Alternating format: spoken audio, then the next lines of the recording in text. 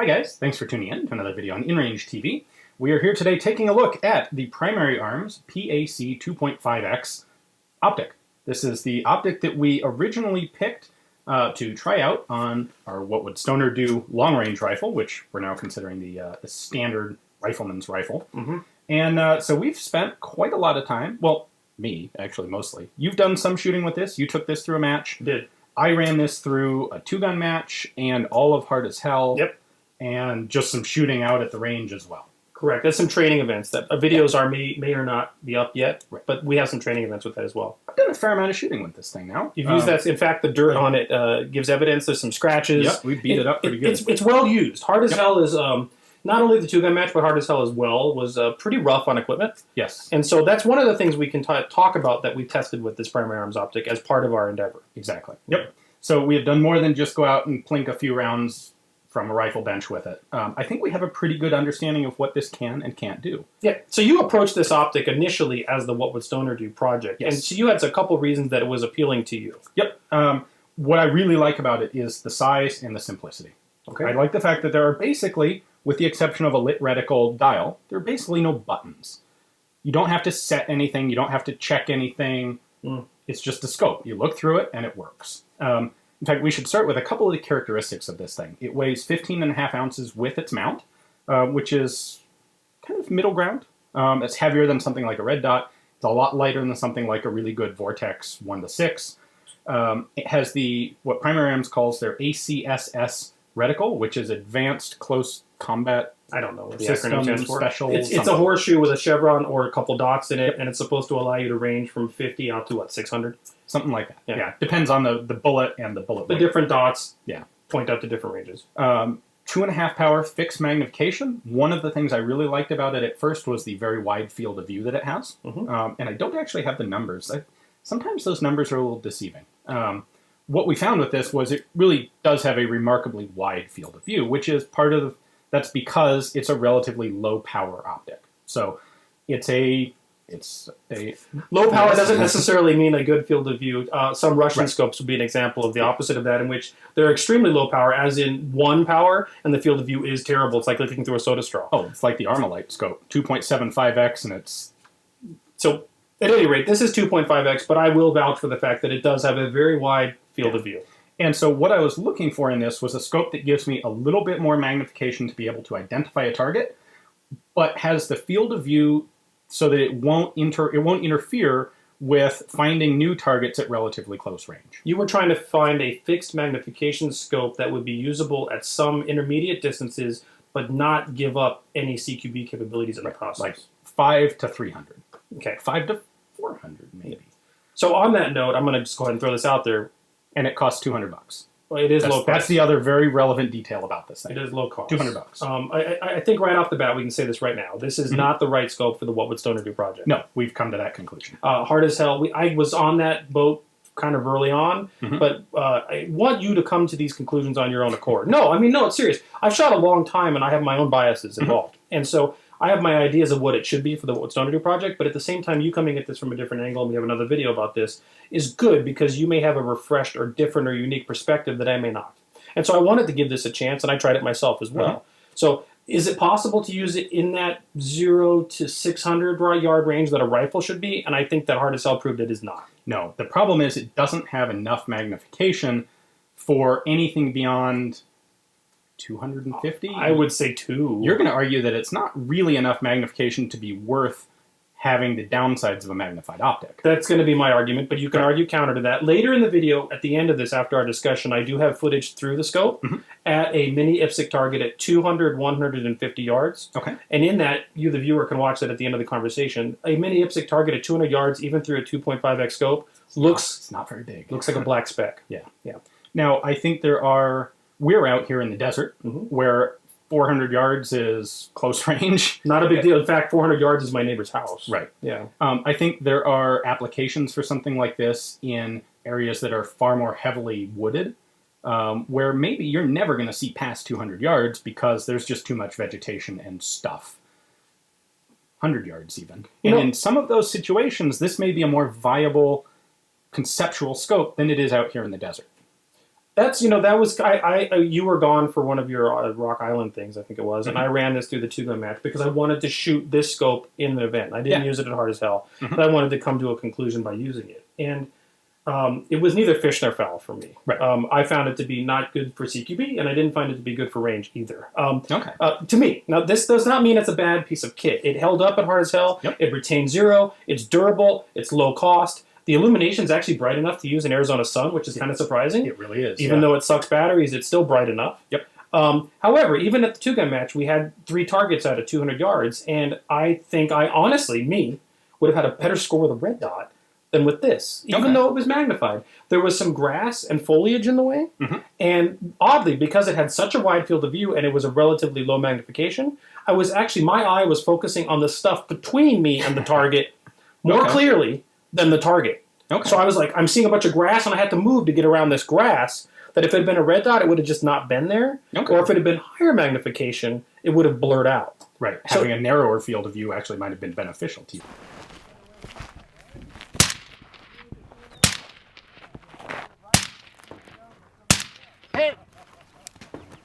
So I was going to go where you were going, and I will agree with this. If you believe that your range will never extend past, say, 200 yards, and you wanted to have fixed magnification and not deal with batteries unless you wanted an illuminated reticle, and just have that little ability to identify something better at, let's say, 100, this would do that. The other advantage to a fixed power scope is you have a much better eye box than a variable. Now, you can mitigate that by getting a really good, expensive variable. But if you compare this to a $200 variable power scope, that variable, you have to have your eye in just the right place, and that place is going to change as you adjust the magnification. This is very forgiving. You can shoot this from some reasonably awkward positions, not as much as a red dot, but a lot better than a variable that's in its price range. I will argue with the door kicker rifle, the one that I built for me with our What Would Stoner Do project, that you don't want any eye relief whatsoever as a requirement. Yes. So if you're dealing with CQB or believe the rifle to be used in a more CQB role, we're talking 50 yards down a street, going through a doorway, down a hallway, eye relief is no-go. You don't want any eye relief concerns at all. I agree. Your eye relief concern on this is very minimal compared to many other magnified scopes, but there's still eye relief. Right. Okay. So that's why it doesn't quite fit the CQB role. Yep. But then when you start shooting that little target at 200, you're like, God, it's just not enough. Yeah. It's just not enough. That's the problem I had at Hard as Hell, is their rifle targets were very challenging targets. We're talking 8 or 10 inch plates at 275 to 350 yards. Yes. And 2.5 power was just not enough magnification to make a difference on it. Which one are you going for? Left.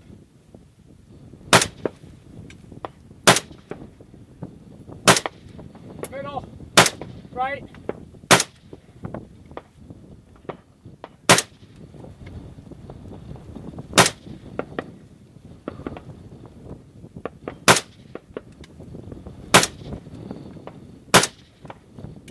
Like you're missing to the left.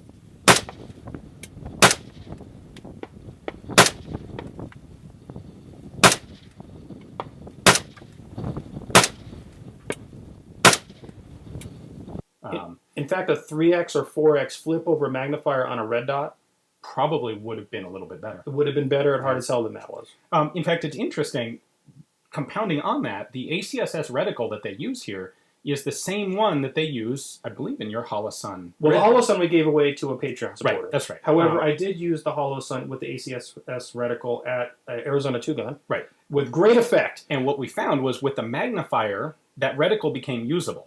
As a red dot, those holdover dots for 200, 300, 400, 500 yards, they just all kind of blur together. They're too small. They pretty much become a red line. I have very good eyesight. I actually have better than 20/20. I'm a little better than 20/20 vision, which helps with shooting. And so with the red dot, I could see the dots, but I would not be able to reference them reliably for aiming. I have a bigger... It's actually worse than this for me. I had a hard time actually making use of those. And we did some trial shooting before we left for Hard as Hell, out to 450. Yeah, we went up to 450 yards. On a Q target. And I was able to make hits reliably out to 4, but I was Kentucky elevationing it because when you put, in this case, it was a black dot on a black target, the dot just disappeared. And what if you would turn on the illumination? It kind of blooms. The problem is the dots, the elevation dots, are just a little too small. What it boils down to, and we found this with the Holosun and as well with this 2.5x primary arms, is the ACSS reticle requires to be effective greater than 2.5x I think magnification. 4 is probably a reasonable minimum for that reticle. 3 made it viable in the red dot. 4 would have made it good. Yeah, And and the reason it's in here, I think, is cost savings. Mhm. If they had to design a brand new reticle for this scope, it wouldn't be $200; it'd be $300 probably. right, so that doesn't mean that that makes this reticle useless. What it does mean is the dots underneath the horseshoe for the ranging Right. become irrelevant. So you've got this horseshoe and a dot in the middle. If you just stick to that, Oh yeah, okay, and because of the magnification, that's kind of what you're going to be doing anyway. You're not really going to be able to identify anything at 250 or 300 Mhm. with 2.5 power magnification. So, is that really a problem with this scope? Not really. It's an extra feature that doesn't need to be there, but it doesn't really interfere with anything. So in general, would you want to use that scope again? I can certainly see myself having uses for this scope. Okay.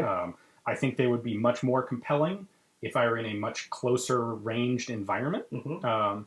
I grew up on the East Coast. I've had some time up in the woods in upstate New York. Mhm. Yeah, up there, I don't need to shoot 400 yards. Mhm. I can't see anything 400 yards away. 1 to 200, I think this would be a much more compelling argument. And it's because of the totality of what this offers. Yeah. I don't need a ton of magnification. I like the illumination. It's good and bright. It is. The reticle's actually pretty decent. The glass is clear. The glass is good. Yeah. We had no problems with, being able to see effectively through it. Did we do any hard as hell shooting towards dusk? We did. And there was, you We know never what? had trouble The with it fact being is we too did dark. and you didn't notice, Yeah, meaning it wasn't a exactly. problem. I would say that, this is not, multiple $1,000 clarity glass. Sure. But for a $200 thing, Yep. it's more than good enough, and it's not like looking through a fish tank. It's pretty Right. clear. Yep. Yeah. And then good eye relief, good eye box, Mm-hmm. the simplicity, the compactness.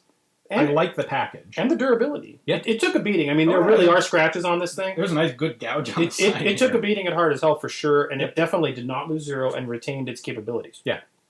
So you would go for that. So, it's an interesting point. In fact, a lot of people that don't shoot in the field, they just go to shoot at the square range or whatever, Mhm. they lose context about how far things away are in the field. Yeah. It's weird, but when you're out in the desert, 50 yards away, you may want magnification to identify something. Yeah. If something is trying to not be seen, even at 50 yards, it's a good chance it's not going to be seen, or it's going to be hard to identify what it is. Is that Ian? Is it a bad guy? Is it a rabbit? Is it an alien? I have no idea. And a red dot doesn't help you with that. Right. Even at 50 yards, having some magnification, that little bit, doesn't turn this into a DMR by any stretch. No. But it does give you that little bit of ability to go, oh, I can identify that's Ian. Right.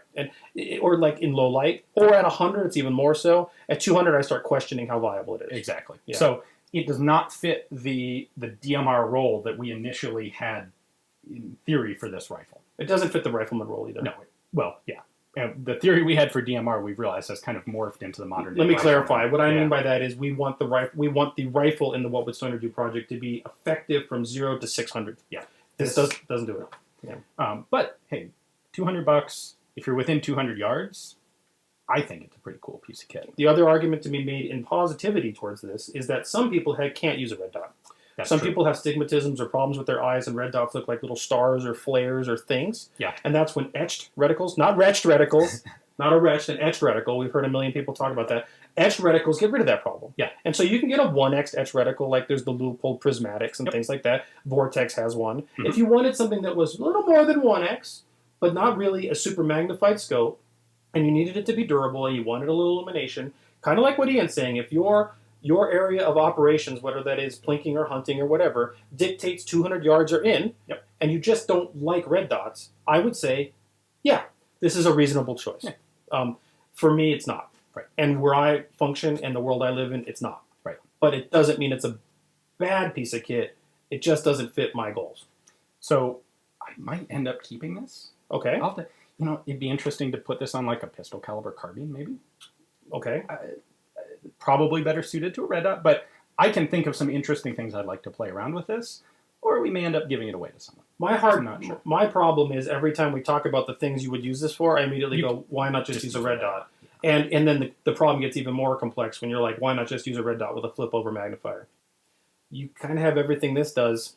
See, I would have said the same argument in reverse. I just said, if you're going to think about putting a magnifier and a red dot, and you don't want to have this thing flipping back and forth and always hanging off the side of your gun, this will do everything that a flip over with a red dot will. Well, that's what quick detach is for. However, I think you're seeing an interesting difference of opinion, and neither one I think is wrong. Right. I think you have a point. I think I have a point, and I think that neither one is necessarily better than the other. And I think that this review comes down to what the viewer wants. My solution's cheaper. Yeah, You're not it is. getting a red dot and a magnifier that's worth a crap for $200. You're not getting a red dot and a magnifier that's the same price. So everything, it's all about compromise, and we come to this on InRange a lot. Yep. Your area of operations that you want to use the gun in, the envelope you expect to be engaging in, with whether it's match or plinking or hunting, your price requirements would determine if this or not is viable to you or not. Exactly. What we can do is vouch for it being, for the price, a durable, reliable, effective for what it's designed to be, optic. Exactly. So after this conversation, stay tuned, because I'm going to have footage through the reticle. Yep. And we're going to have some other little walkthrough of how the scope works in general. Yep. But anyways, as you can see, we have a mixed bag of feelings about the scope, but we can recommend it. If it's something you think you want and it works for what your goals are, we can say, I think it's good to go. Yeah, the question is not, the question isn't, is it a good scope? The question is, what do you want to use it for? Exactly. If you can answer that question, absolutely go ahead and get one. If you can't come up with a good answer to that question, well, then that's not the scope for you. But maybe not. But you got the confidence. If that's what you want, this is a scope that'll do it for you. So here's a close-up view of the optic itself. I've taken the windage knob off, and you can see that it is labeled for right and left, so that if you needed to change it in the field, you'd remember which way to turn the knob. And these covers do protect it from inadvertently or accidentally setting something or changing something when you didn't want to. This is the illumination knob. It goes from 0, which is off, up to 11. At 11, the brightness is generally sufficient, even in the bright Arizona environment, although the battery life is quite minimal. There's a cap right here that protects a CR2032 battery, pretty standard battery. This is the elevation knob. This is the windage knob. Nothing unconventional in that regard. The mount that it comes with is an ACOG style mount with these two bolts right here that bolt on with a wrench. They are not quick detach. And there are two screws that keep the actual optic mounted to the mount, one here and one here. When we received the optic, we just put it on, not thinking much of it, and then while trying to zero it, those two screws actually came loose, as they were not torqued very tightly, nor did they have Loctite. So if you were to acquire this optic, I would recommend that you pull those two screws off, put some blue Loctite on it, and then reset them. Otherwise, you have the potentiality of this scope coming loose on the ACOG style mount. I don't know if this is exactly the ACOG dimensions. We'd have to look into that. If you wanted to use other mounts that were for the ACOG versus for the one that came with the primary arms optic. However, it is at least ACOG style. There is also a focus adjustment right here, and you use that to bring the reticle into focus with whatever it is you're planning to aim at. We have found that we left that pretty much tightened down all the way and did not adjust it since. So your mileage may vary, but it is there if you need it. Let's put the target size in context so you have an idea of what you're looking at through the reticle. That's Ian's 18-inch What Would Stoner Do rifle on the right, and the target is at the left at 11 o'clock.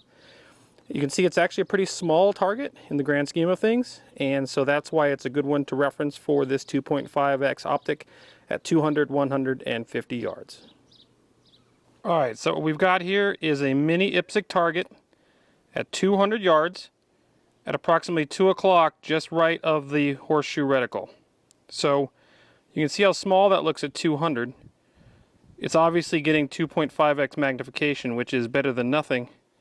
But at 2.5x, a mini IPSC at 200 in field conditions still looks pretty darn tiny. The lit reticle does make a difference. It does eat batteries like crazy. However, at full brightness, you can see that it is usable in field conditions, and that in low contrast situations, that would make a difference in terms of identifying your ACSS reticle against the target or the background. I do think the ACSS reticle with only 2.5x magnification is pretty crowded, and when you start trying to use it at the distances that it's designed for, it starts to become sort of impractical. We found this with the red dot version of this, and that putting a 3x behind it made a big difference. But this one isn't even 3x, it's 2.5x, and so those dots start getting lost real quick and start obscuring small targets, especially at range. All right, this is the same view, 200 yards, with the reticle not lit, aimed directly at the mini IPSC target, with it in the center of the horseshoe and the middle dot being aimed at the target. This time with the lit reticle, and we're aiming directly at the target. So this is 100 yards, unlit reticle, mini IPSC target, directly in center of the aiming point with the horseshoe, dot, center of mass, 100 yards, mini IPSC. Here we are at 100 yards, fully lit reticle aimed directly at the mini IPSC target. So this is what that would look like if you were aiming to shoot that target with a lit reticle at 100 yards. We are at 50 yards, aimed center of mass at a mini IPSC target with an unilluminated reticle. 50 yards, mini IPSC target, fully illuminated reticle, aiming directly at the target, center of mass. Anyways, guys, thank you for tuning into this. If this is the kind of stuff you want to see in reviews of this nature, please consider supporting us on Patreon. We are a wholly viewer-supported channel. We accept no monetization from YouTube at all. We've turned it off proactively. We don't want their advertising, quite honestly. We need to depend on viewers like you to keep InRange alive. If you can't support us on Patreon, we totally understand that. Please just subscribe to the channels. That's also important to us. And share the content with your friends, because we don't want to rely on these AI bots to determine whether or not the right eyeballs get to see this kind of content. Yep. So thanks for watching. Stay tuned for the next one. Thanks, guys.